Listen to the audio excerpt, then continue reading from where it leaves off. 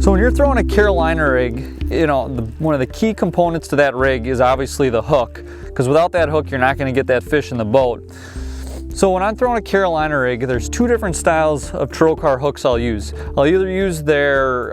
extra wide gap or mag worm, you know, wide gap hook, depending on the pound test I'm using and how heavy of the cover I'm fishing, or I'll just use the standard, you know, round bend worm hook. And the reason you can use both style hooks is based on the style and size of the plastic bait you're fishing. If I'm fishing a real bulky bait where I need a lot of that gap on that hook, so when I set the hook, that plastic has that room to move, so you get a real solid hookup on the bass, I'll use the extra wide gap. But if I'm using a more streamlined plastic or a little bit more finesse sized plastic bait when the bite's a little tougher, or you're trying to finesse those fish into biting in clearer water, I'll use just a standard worm hook as that hook point gets kind of pushed back in the plastic bait down on the body of it, so when they're just short striking it or just kind of nipping at the back end of the plastic, that longer shank hook is going to likely get you a few more bites and get a better hookup ratio.